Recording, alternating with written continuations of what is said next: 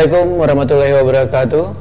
Selamat ketemu lagi kita di kesempatan kali ini di program Bapak Pandiran ya, saban hari Senin dari pukul 15 sampai dengan pukul 16.00 WITA.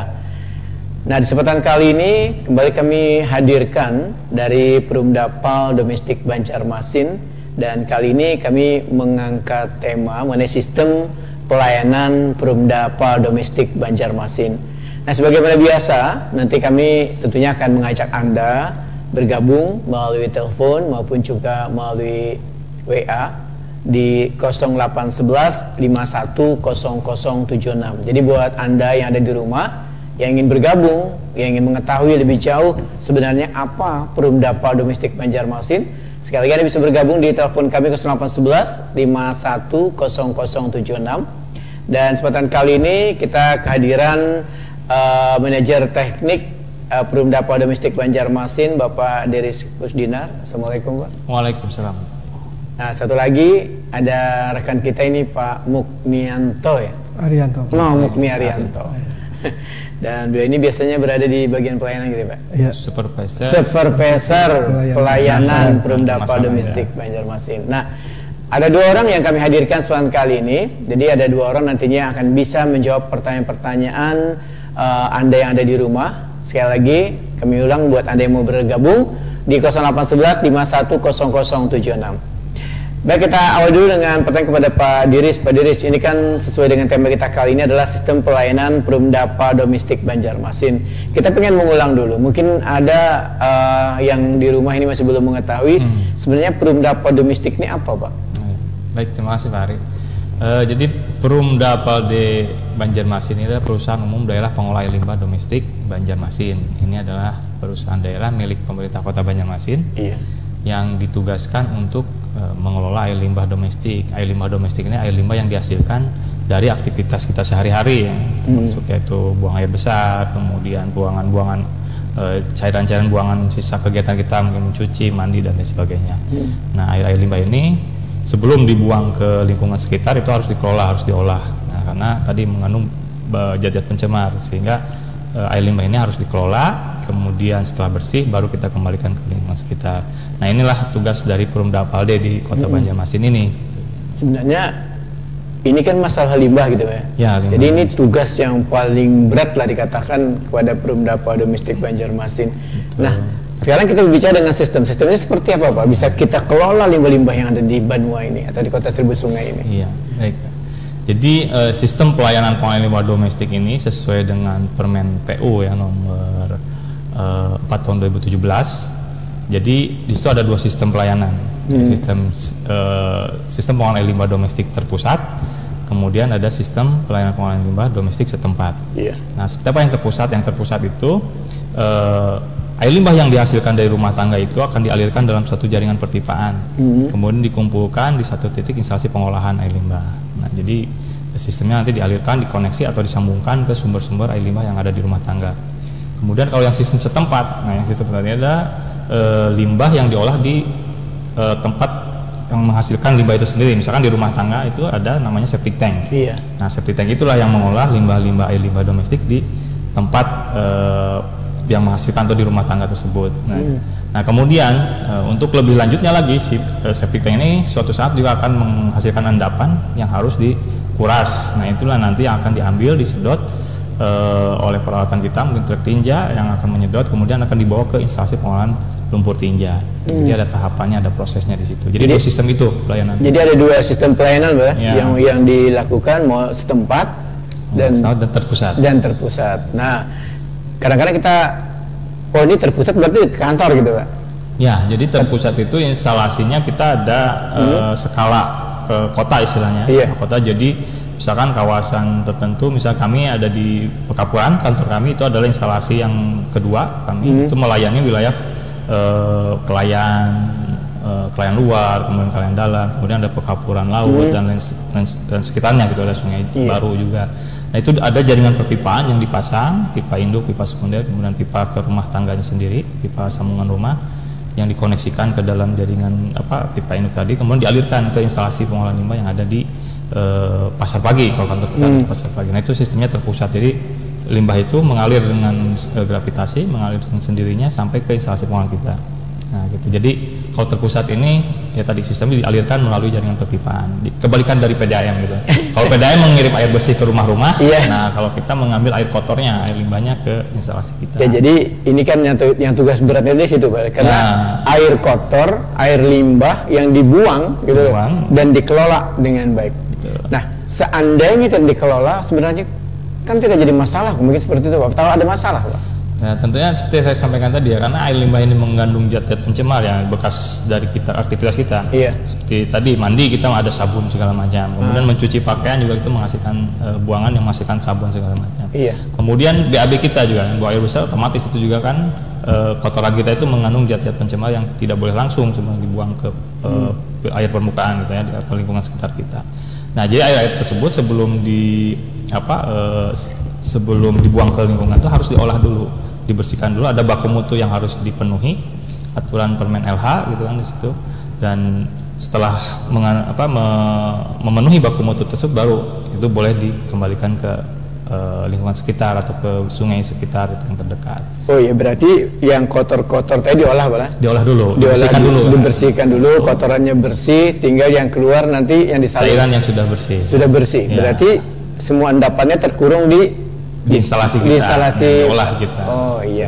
Nah kalau yang sistem setempat itu seperti apa Pak? Nah kalau sistem setempat ini di situ ada tadi bisa sampaikan, jadi si instalasinya ada di rumah si pelanggan kita atau di rumah-rumah penduduk ya yang menggunakan tangki septik yang sudah standar ya. Di sana terjadi pengolahan, kemudian air yang dihasilkannya sudah bisa dibuang ke lingkungan sekitar. Di dalam septic tank itu nanti ada endapan yang harus dikuras.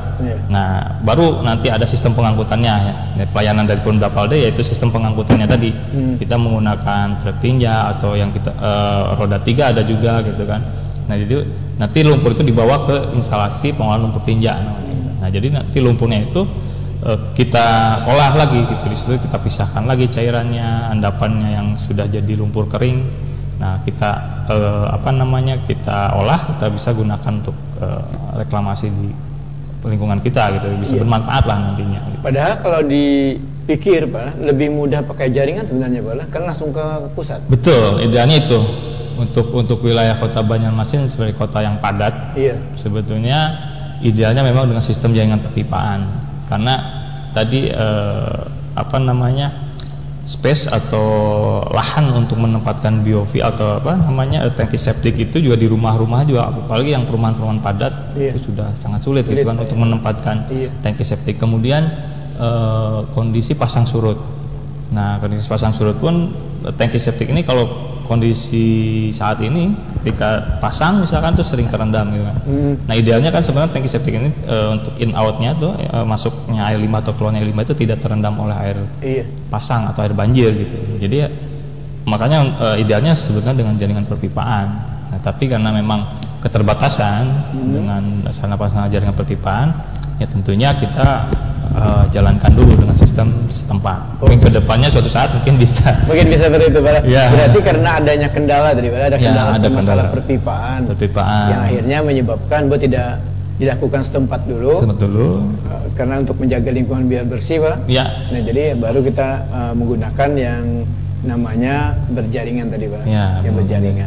Nah kalau kita berbicara masalah berjaringan ataupun tidak berjaringan tadi kan tentunya ada pelanggan gitu Pak ya. Betul. Ada pelanggan. Nah bagaimana Pak Mukni untuk menentukan pelanggan ini Pak Mukni? Selamat siang dulu buat Pak Bisa, Prima TV. Sebagaimana dijelaskan Pak Deris tadi, kita memiliki pelanggan, ada yang sistem jaringan dan yang sistem individual. Selama ini kalau sistem jaringan itu memang sudah melalui jaringan sudah tercover di instalasi kita. Tapi kalau yang sistem individual itu akan kita layani dengan dengan kendaraan roda 3 maupun roda 6 itu, dan itu kita lakukan secara terjadwal. Setiap harinya selalu kita lakukan pelayanan terhadap pelanggan-pelanggan yang individual tersebut. Nah, kalau dibandingkan yang pelanggan-pelanggan ini sudah yang mana yang banyak Pak Mukni? Tentunya yang banyak sistem jaringan. Sistem jaringan. Iya. Kalau yang individualnya kita karena sudah ada bantuan dari kementerian kemarin IPLT, baru kita buka keran untuk yang individual. Nah, ini kan mungkin di rumah ada yang ingin memasang lah, katakanlah seperti itu. Sebenarnya mereka seperti apa yang untuk kalau ada yang mau memasang Prumdapa ini Pak Mukni? Untuk berlangganan PDPL sangat mudah. Iya. Mereka bisa datang langsung ke kita atau mereka maksudnya bisa ke kantor Prumdapaldi dengan melampirkan KTP dan rekening pembayaran PDAM atau nomor rekening PDAM.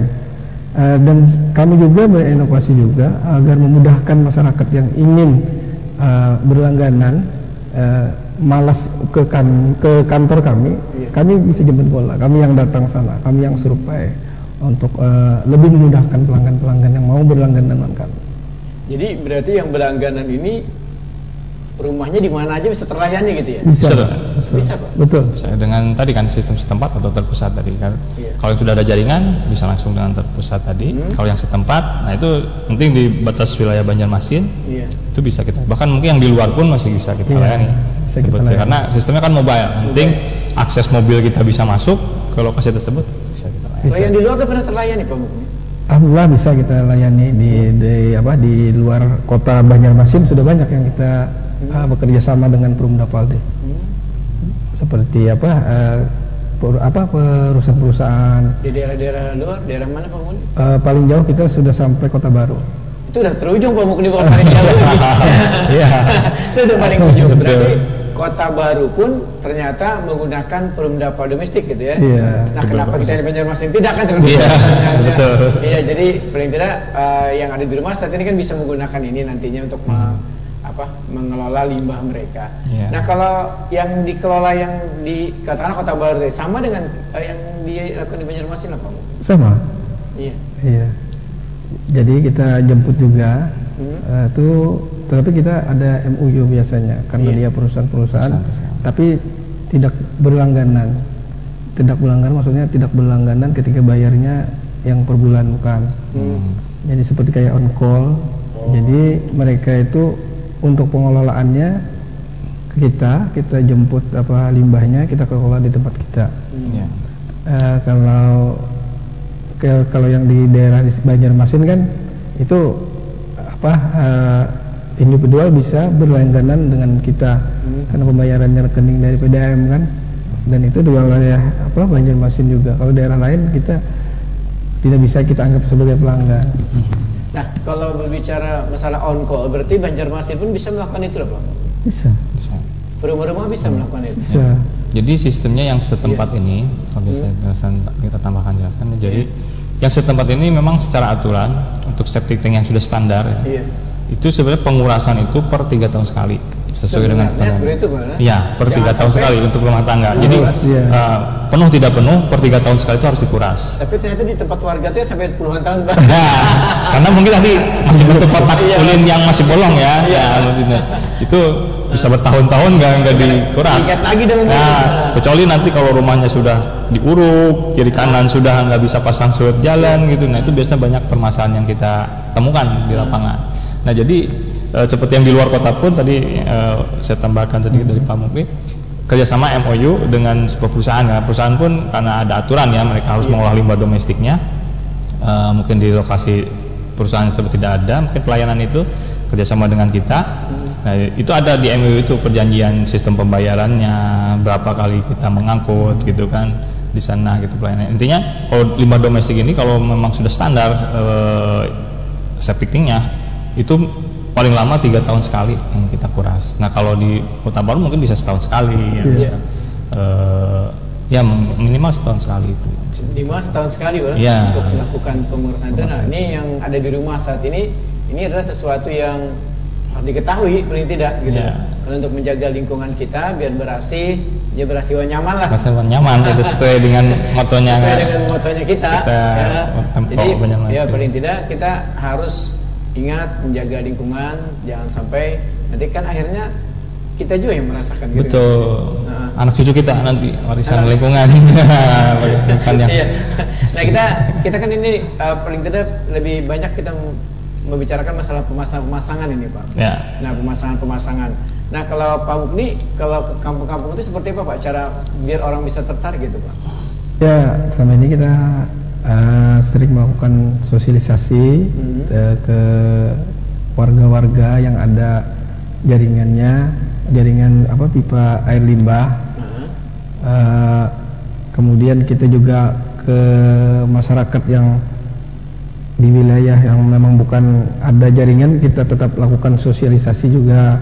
Kemudian kita lakukan promosi selain kita tatap muka, kita juga di media sosial kita giat juga melakukan sosialisasi dan promosi untuk melakukan penambahan pelanggan.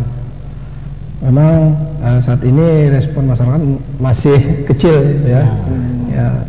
Harapannya memang kesadaran masyarakat lah agar bisa sama-sama kita mengelola air limbah ini. Ya, karena kecil tadi karena ini limbah gitu Pak. Limbah. Karena limbah. Jadi mereka itu limbah ini dibuang biasa aja gitu. Kan beda dengan yang kalau pelanggan air minum kan mereka memerlukan. Kalau ini kan memang yang harus dibuang. Nah, ini kita berarti harus meyakinkan lah pemerintah dengan mereka yang memasang ini. Kalau setiap hari itu berarti pas ada lah pemerintah yang memasang.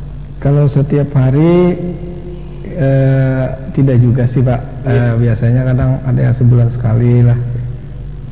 Karena kan kita tahu tadi minat masyarakat tadi masih rendah, apalagi tarif kita dianggap masih mahal gitu kan. Karena kita ikut di pembayarannya di PDM, akhirnya kan PDM mereka tambah naik, itu menyebabkan kurang minatnya. Atau mungkin terkendala karena ini Pak, ke perpipaannya jadi orang agak kesungkan. Beberapa hal sih. Jadi memang awalnya dari pemahaman sudah mulai kita advokasi terus masyarakat ya dengan sosialisasi tadi Pak Mukni, baik melalui media cetak, media elektronik, media sosial, kemudian tatap muka yang sudah kita coba kan. Kemudian dengan stakeholder yang lain juga kita selalu dengan dinas-dinas yang berkaitan dengan kita ya untuk titip berkaitan dengan pengelolaan limbahnya. Karena program pemerintah kota dan pemerintah pusat juga kan banyak sekali untuk masalah pengelolaan limbah domestik ini. Kemudian yang menjadi kendala tadi masyarakat mungkin karena melihat tarif tadi ya, tarif kita masih persentase bentuknya persentase terhadap pemakaian air bersih PT air minum. Jadi ketika pemakaian air bersihnya tinggi, ya otomatis kan limbahnya akan mengikuti, akan naik gitu dengan sendirinya. Gitu. Nah memang ini juga menjadi PR kita juga bahwa nanti bagaimana supaya masyarakat tidak merasa terlalu mahal gitu kan. Sebetulnya walaupun dengan presentasi kalau mau hitung-hitungan sebenarnya tidak terlalu mahal juga gitu. Kalau pemakaian air bersih kita anggap 100.000 ya kan, untuk air bersihnya kan kalau kali kan kita 25% dari pemakaian bersih. Jadi 25%-nya dari 100.000 itu gitu kan sekitar 25.000. Bahkan sebenarnya ada banyak juga yang perumahan itu yang di bawah 100.000 pemakaian air bersihnya. Kecil bahkan ada yang 50.000, kita air bersihnya ada yang 70. Jadi mungkin air limbahnya pun ada yang di 10.000, ada di bawah 10.000 bahkan gitu kalau dihitung dengan persentase itu pun. Tapi karena yang mungkin kayak kita memahami lah ketika ada perubahan-perubahan tarif di air bersih otomatis kan akan ikut. Nah jadi masyarakat masih hitung-hitungan di situ. Intinya kita nanti coba mengedukasi berkaitan dengan tarif. Kami pun sendiri juga terus mengkaji masalah tarif ini juga supaya khususnya terutama yang sistem setempat nantinya. Nah sistem itu karena kan ada hitungan bagaimana per 3 tahun sekali kita kuras dengan iuran bayaran per bulan. Nanti kan kita akan kalkulasikan berapa idealnya nilai yang pas gitu kan nanti ya untuk. Karena tadi pembayaran tarif di Perumdapa domestik ini kan menggunakan menyesuaikan gitu dengan pemakaian yang kita bayar dengan pemakaian air minum PDAM. Jadi itu ada penyesuaiannya di situ. Nah, mungkin nanti kedepannya mungkin akan bisa berdiri sendiri seperti itu Pak? Ya mungkin tidak persentase ya bentuknya. Apakah nanti bentuk rupiah langsung gitu kan nilainya sehingga masyarakat tidak ada keterkaitan langsung lah gitu dengan pemakaian air bersih gitu. Jadi walaupun secara teori air limbah itu sebetulnya 80% Pak dari air bersih sebetulnya. Kita hanya ngambil 25% aja gitu kan. Nah, tetapi kan hitung-hitungan mungkin dengan kondisi saat ini masyarakat belum untuk meningkatkan pemahamannya ya kita perlu juga menyesuaikan, mengkaji lah untuk agar terdapat kita mendapatkan win-win solution lah, masyarakat masih terlayani dengan baik dengan tarif yang memang terjangkau gitu kan oleh masyarakat, dan kita bisa juga memberikan pelayanan sesuai yang dan lingkungan juga terjaga gitu Pak. Lingkungan terjaga, utama itu tujuan itu ya kan, pemerintah kita ya pengen lingkungan kita Kota Banjarmasin bisa bersih lagi gitu Pak. Baik, kita akan lanjutkan perbincangan kita masih di Bau Panderan tentunya setelah yang satu ini.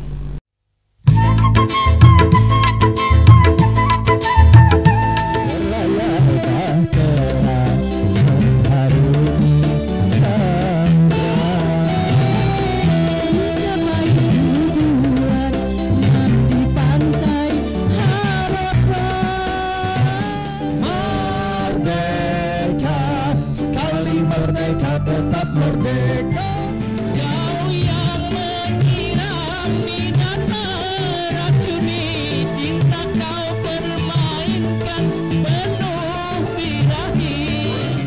Melalui Prima TV, TV-nya orang Banua, TV-nya orang Banjarmasin, dalam acara musik kita Asik. Sekali merdeka tetap Merdeka.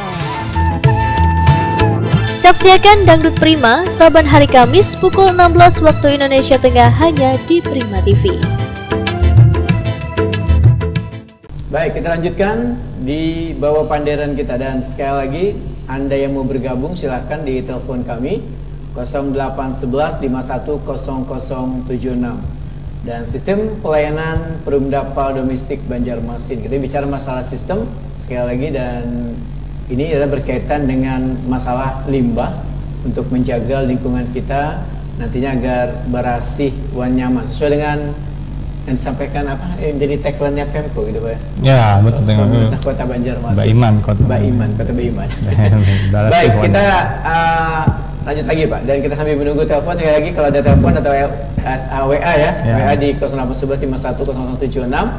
Pak, kita tadi kan ini masalah sistem. Nah, sistem ini seperti Pak Diris katakan tadi bahwa kita masih memikirkan sistem yang seperti apa nantinya ke depannya untuk masalah pembayaran ini, masalah pembayaran ini.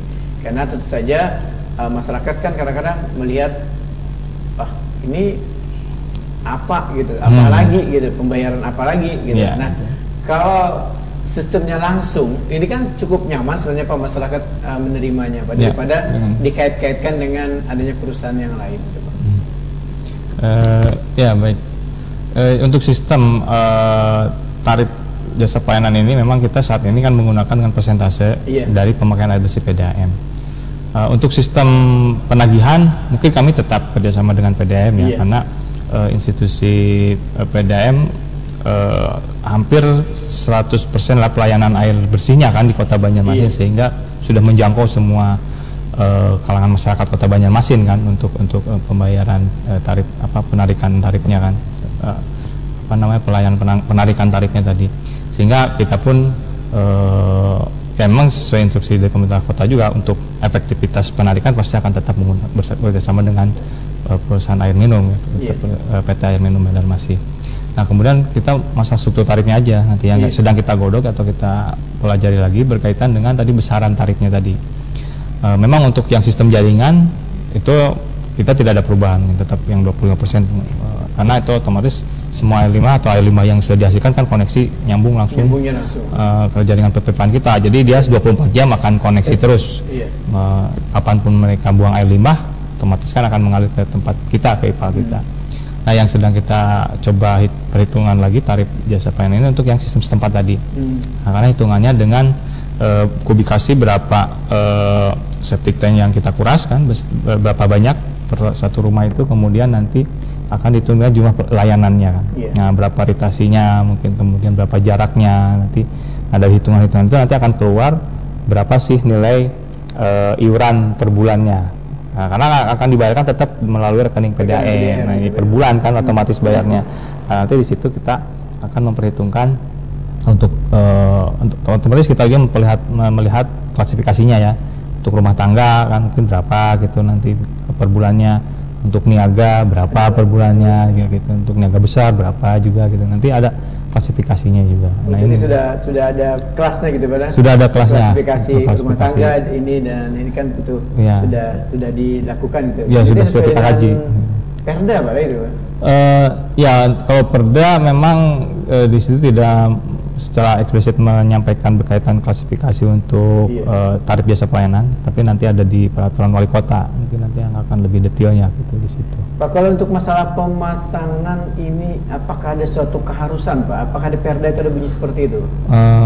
Ya, kalau di perda yang sudah pernah dikeluarkan tahun 2014 ya, tahun 14 itu wajib gitu ya. Jadi seluruh warga masyarakat Kota Banjarmasin ini wajib mengolah limbah domestiknya. Gitu, jadi dia harus mengolah dengan sistem yang standar, kemudian dikerjasamakan dengan Perumda Palde. Nah, tapi memang implementasi perda ini juga kita masih bertahap lah, karena banyak lagi peraturan-peraturan wali kota yang mungkin harus disusun. Kemudian juga ada beberapa nomenklatur yang harus diperbaiki di situ. Nah, kemudian untuk perumahan-perumahan baru, terutama itu sudah ada Perda nomor 1 tahun 2023 ini, itu mewajibkan untuk setiap perumahan baru itu menggunakan pengolahan limbah. Kalau jaringan belum ada, itu harus menggunakan tangki septik standar. Jadi tidak lagi menggunakan kotak ulin ya, orang itu ya, dan harus dikerjasamakan dengan Perumda Palde. Gitu. Karena tadi saya bilang, jadi si tangki septik kan pasti akan menghasilkan endapan yang harus dikuras, yang harus dikelola. Kalau dibiarkan akan penuh, ya otomatis tidak akan berfungsi gitu kan si tangki septiknya nantinya kalau penuh. Iya, apalagi sampai seperti Pak Adis katakan tadi, kalau sampai terendam gitu kan. Iya, kalau sampai terendam apalagi itu, nah, sudah pasti biasanya timbul permasalahan mampet atau tidak lancar aliran. Nah, Pak Mukni, ini kan sudah ada perda, peraturan daerahnya, yang perintah bisa menguatkan Pak Mukni sebagai seorang supervisor kan untuk melakukan ke mana, ke kampung, bukan kampung tapi ke komplek-komplek perumahan. Nah, seperti apa Pak Mukni? Apakah sudah dimasuki komplek-komplek perumahan itu? Memang untuk perumahan-perumahan kita tidak semua bisa masuk sudah. Memang ada sebagian perumahan-perumahan yang sudah jadi pelanggan, memang ada, dan masih banyak juga yang masih belum. Karena kita kan sebagai Perumda ini kan sebagai operator, kita tidak bisa juga menekan pihak pengembang. Tapi kan kita sudah punya perda Pak. Iya, cuma kami tidak berani bertindak kan. Kita hanya bisa memberikan sosialisasi ke developer agar bisa kerjasama dengan kita. Tapi kan di kenyataannya di lapangan kan kita tidak bisa menindak mereka yang tidak berlangganan dengan Perumda Palde. Walaupun ada perda itu. Ini kan udah punya perda Pak. Betul. Siapa yang harus bisa menekan ini Pak? Jadi sebetulnya ini secara berjenjang memang terutama untuk perumahan baru, karena ada tahapan-tahapan perizinan ya. Tahapan-tahapan perizinan dari perumahan baru ini itu di dalam prosesnya itu sudah ada penekanan mengenai kewajiban untuk pengolahan limbah domestiknya. Nah, seperti tahapan di perizinan di Perkim ya, di Dinas Perkim itu kan mereka harus menyampaikan site plan segala macam. Nah, itu di situ pun harus ada pernyataan bahwa mereka akan mengolah limbah domestiknya dengan sistem apa gitu. Jadi ada catatan. Ada catatan, nah ada notnya. Kemudian nanti masuk lagi ke tahap berikutnya ke forum pemampatan ruang, kan di situ dilihat tata ruangnya. Di situ juga nanti ada rekomendasi bagi pengembang itu untuk mengolah limbah domestiknya. Nah, kemudian nanti tahapan berikutnya ketika membangun nanti ada pengawasan dari Wasbang di Dinas PU juga. Nah, itu mereka yang akan mengawasi bahwa perumahan tersebut sudah melakukan pembangunan perumahan-perumahan itu sesuai dengan yang mereka rencanakan. Misalkan memang harus ada pengolahan limbahnya, ya harus ada. Ketika nanti tidak ada, ya nanti dari Wasbang ini yang akan melakukan punishment-nya, atau ada teguran-teguran, mungkin atau peringatan-peringatan mungkin dari pihak pengawas bangunan ini nantinya yang akan melakukan pengawasan dan akan melakukan tindakan-tindakan gitu. Kalau kami sebagai operator nanti hanya menyampaikan gitu, bahwa mungkin kalau ada temuan di lapangan bahwa perumahan ini ternyata tidak menggunakan tangki septik, nah mudah-mudahan nanti ada tindakan berikutnya. Kalau kami kan memang tugasnya tidak sampai melakukan punishment kan. Jadi untuk punishmentnya nanti ada di regulator di pemerintah kota, mungkin melalui tadi Wasbang, mungkin bisa juga nanti kalau niaga-niaga itu bisa kerjasama dengan Satpol PP, memang gitu yang melakukan pengawasan atau tindakan-tindakan. Tindakannya seperti itu. Betul. Tapi sebenarnya kan ada lebih mudah Pak, seandainya kalau menggunakan tangannya perizinan banyak Pak. Ya betul, sebetulnya di situ Pak. Jadi awalnya kita memang dari perizinan. Iya. Kita dengan forum pemanfaatan ruang kan sudah kita selalu dilibatkan juga kan untuk Iya. memberikan rekomendasi atau masukan berkaitan dengan kewajiban pengembangan ini membuat pengelolaan limbah domestiknya gitu kan. Nah, jadi di situ sudah ada tahapannya. Jadi ketika mereka memasukkan kan sekarang sistem apa namanya OSS gitu ya, Iya, untuk perizinan segala macam itu kan. Sistem online sudah gitu. Jadi tetap kita memberikan rekomendasi tadi. Nah, dari hasil rekomendasi itu dengan ada bagian wasbang kan kalau di Dinas PUPR, nah itu yang akan nantinya menindaklanjuti dari rekomendasi itu. Kalau si pengembang tidak melakukan apa yang direkomendasikan oleh tim FPR ini. Tapi masih ada ya Pak, ini orang yang belum memasang itu. Masih sebetulnya, makanya itu tahapan. Ya mudah-mudahan karena sudah ada kewajiban di dalam perda itu, ya kami mungkin akan berkoordinasi juga dengan dinas terkait, kemudian dengan PT Air Minum, bahwa mungkin ketika pengembang ini membangun perumahan, kemudian memasang air bersihnya, ya otomatis dengan menjadi pelanggan air bersih harusnya otomatis menjadi pelanggan air limbah. Ya, itu seperti itu Pak. Seperti itu. Kalau seperti ini kan ada yang mau masang atau tidak kan masih di tangan, tidak ada tekanan. Ya, tekanannya kurang itu, Karena betul. Memang harus ada pemaksaan sedikit. Ya, sedikit banyak kan ada pemaksaan karena untuk menjaga lingkungan kita, gitu, untuk menjaga lingkungan kita. Nah, kalau komplek-komplek perumahan atau yang di perkantoran ini sudah banyak ya Bang yang menggunakan ini Bang? Kalau perkantoran khususnya di pemerintah kota, alhamdulillah sudah semuanya sudah ada berlangganan lah dengan pemberlakuan Valde. Masuk kantor kelurahan ya? Kantor kelurahan ada sebagian, sudah Puskesmas juga ada sebagian. Jadi kita masih bertahap lah untuk terus melayani perkantoran di Banjarmasin. Iya. Ini kan perkantoran penting sebagai contoh gitu Pak. Betul. Tapi masih ada ternyata yang masih belum memasang Bang ya. Sebenarnya memang karena kita lakukan sistem individual, jadi memang tidak ada pemasangan, sehingga memang diperlukan memang kami yang harus aktif untuk datang langsung memberikan pelayanan. Jemput bola gitu. Jemput bola. Intinya dari pemerintah kota memang sudah Pak Wali sudah melakukan memberikan surat edaran khususnya untuk dinas-dinas wajib kan mengelola limbah domestiknya bersama dengan kita. Alhamdulillah kalau sebagian besar dinas kayaknya sudah jalan. Nanti kecamatan juga hampir semua sudah semua. Tinggal tingkat kelurahan. Tingkat kelurahan sedang kita advokasi ya kita. Sebagian ada yang sudah memasang, sudah berlangganan kita, sudah kita layani juga. Nah, tinggal mungkin yang kelurahan yang belum nanti kita terus jemput bola, kita datangi lagi, kita datangi bersilaturahmi. Memang ada beberapa misalnya bangunan kelurahan yang bangunan tangki septiknya masih model yang lama, dicoblok gitu kan. Ada juga yang posisinya nggak ketemu di mana gitu. Nah ini memang ya kita sedikit banyak kita bantu juga kalau memang bisa kita carikan posisinya, kemudian ada hal-hal yang bisa dikerjasamakan untuk pembangunan tangki septiknya mungkin bisa kita bantu selama kita ada anggarannya sih. Belum ada. Ya, paling tidak kan Perumdapa kan sudah membantu gitu Pak. Sudah membantu dalam segi pemasangan, paling tidak kan sarana dan prasarana yang telah dilakukan. Nah, bagaimana kemudian dengan perhotelan ya di tempat kita ini Pak? Perhotelan juga sebagian masih ada yang belum juga. Nah itu memang harus perlu ya tadi kan aturan ya penekanan ya. Kita sebagai operator juga bisa menekan untuk kelas niaga-niaga. Harapannya ya memang ada aturan lah yang bisa lebih tegas, bisa upaya untuk menambah cakupan layanan kami. Ya supaya paling tidak kan kalau dengan adanya penekanan kita kan sekali lagi penekanan dan kayak hotel, rumahan, gedung-gedung misalnya kan semua menggunakan itu kan jadi tambah bersih lah kata kita ini kan seperti itu sebenarnya. Iya. Nah kalau untuk sekolahan bagaimana? Sekolah sama. Kita kan masih tidak cakupan cuma 4,5 ya Pak.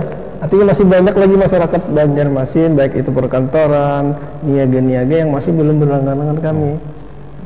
Nah, tapi sebagian besar memang sudah ada lah, sudah yang berlangganan, dan tinggal sekolah-sekolah yang belum ya terus kita advokasi lah, kita ajak lagi, kita ajak sosialisasi lagi, kita datangi lagi sambil ya tadi mungkin masalah tarif ini yang kami harus kita fixkan dulu mungkin karena sistem yang individual tadi itu karena hitung-hitungan dengan jumlah layanan yang kita berikan itu yang memang harus menjadi bahan perhitungan dari calon pelanggan kita juga gitu, terutama yang niaga, yang perkantoran, soal itu kan mereka pun harus mengetahui fix berapa sih tarif yang ideal untuk mereka gitu kan, karena anggaran mungkin mereka akan menghitung anggaran yang harus dikeluarkan. Jadi mereka mesti ada terkena dengan anggaran yang mereka gunakan. Betul. Gitu. Karena sekali lagi bahwa limbah ini sebenarnya dibuang sembarangan pun menurut mereka gitu kan tidak jadi masalah, kita harus bayar kan. Betul, gitu. Anggapannya kan seperti itu. Padahal Perumdapal ini ingin mengelola limbah ini supaya lingkungan di sekitar mereka juga bersih. Betul.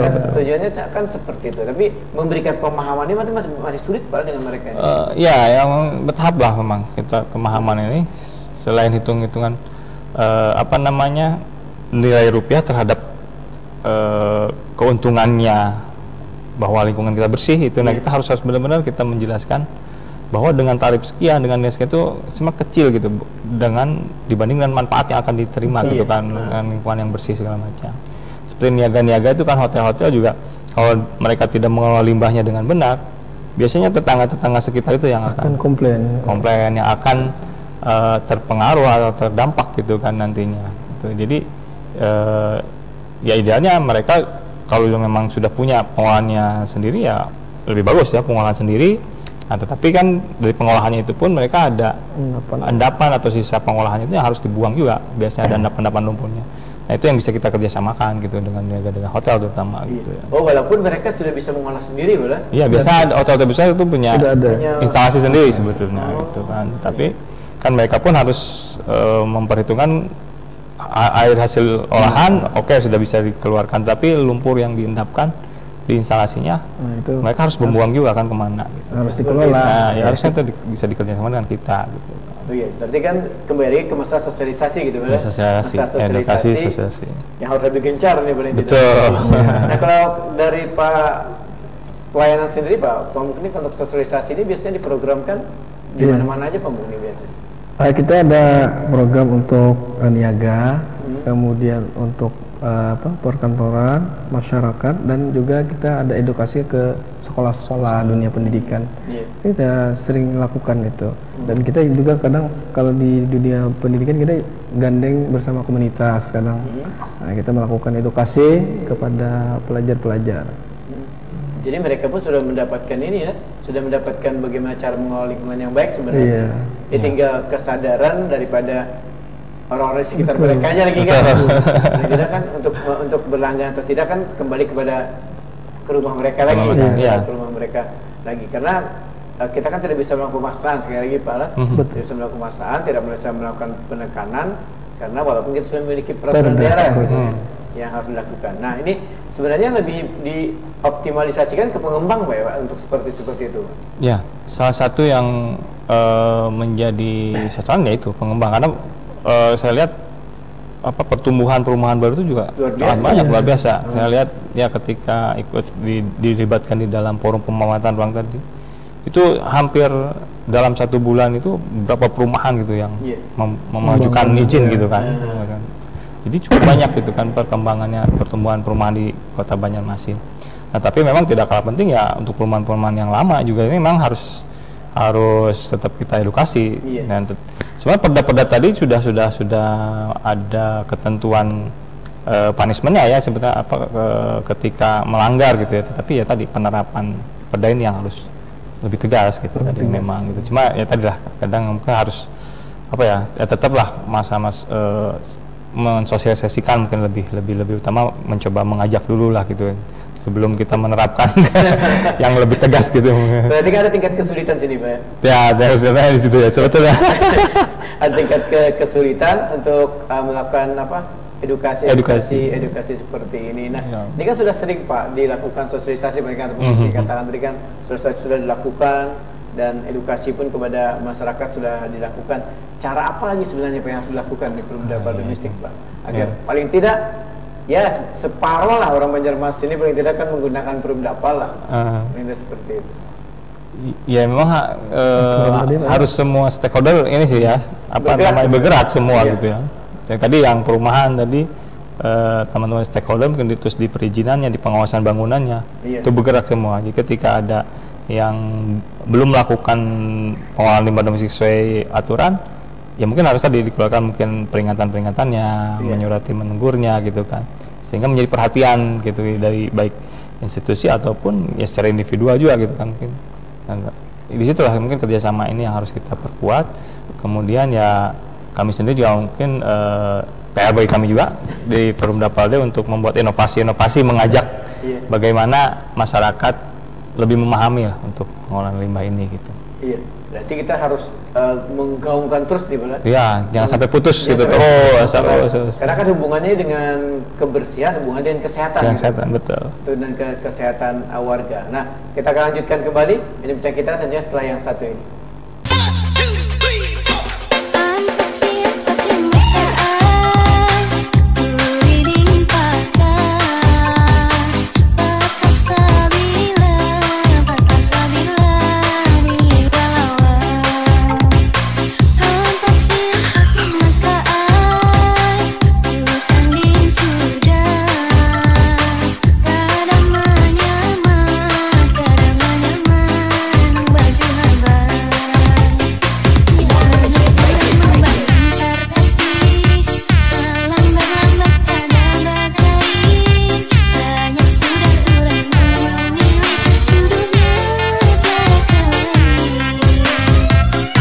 Baik, berbicara mengenai masalah limbah, tentu saja sangat berat lah kalau untuk menangani masalah perlimbahan ini.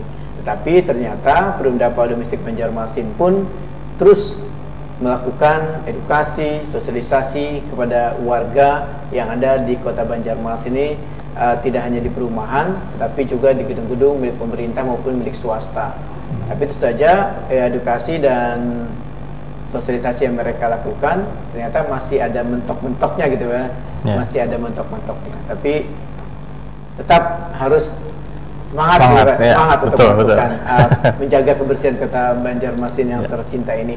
Nah, Pak, sekali lagi kalau kita boleh ulang, nah sistem yang harus dilakukan nantinya ke depannya seperti apa, Pak? Ya baik, untuk sistem pengolahan limbah domestik ya tadi pertama sistem yang terpusat dengan jaringan perpipaan jaringan perpipaan yang sudah sana pasang sudah disiapkan. Memang masih terbatas sekarang ini cakupan layanan untuk yang sistem jaringan.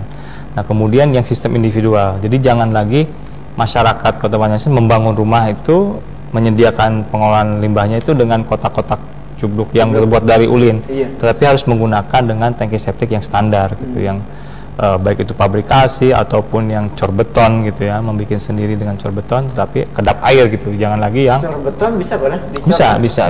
Kalau mana baiknya Pak dengan cor beton dengan yang itu plastik itu? Ya ada kelebihan kekurangan ya sebetulnya, dua-duanya ada kelebihannya.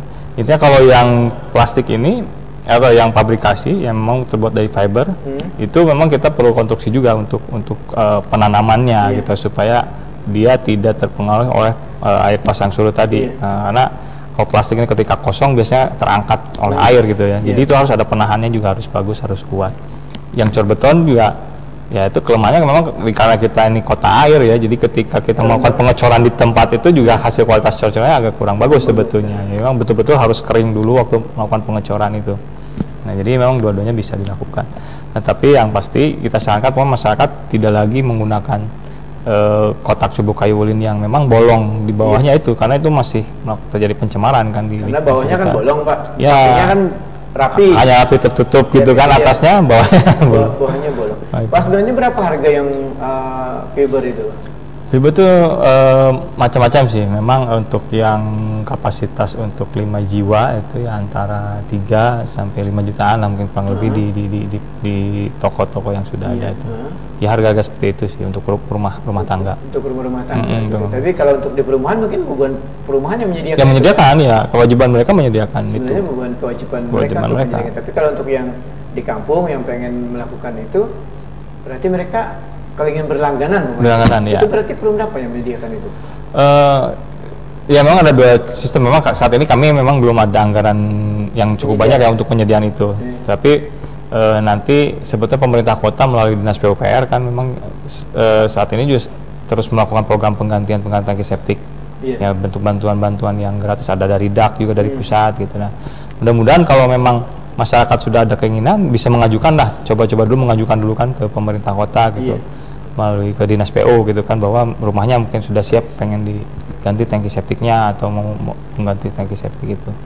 Mudah-mudahan masih ada bantuan-bantuan yang bisa diberikan secara gratis gitu. Iya, jadi selama ini stuck gitu Bang, tidak ada pemasangan. Untuk pemasangan kita masih tetap ada jalan juga kan, untuk wilayah-wilayah yang ada jaringan, seperti di wilayah Kelayan Barat ya, gitu ya, di Teluk Layan yang program penanganan kawasan kumuh, kami masih jalan juga di sana karena di situ sudah terplotkan rencana pelanggannya kan sudah ada, jaringannya sudah ada, dan alhamdulillah minat masyarakatnya juga ada gitu, walaupun tidak banyak tapi ada lah di situ. Jadi kami terus melakukan pemasangan.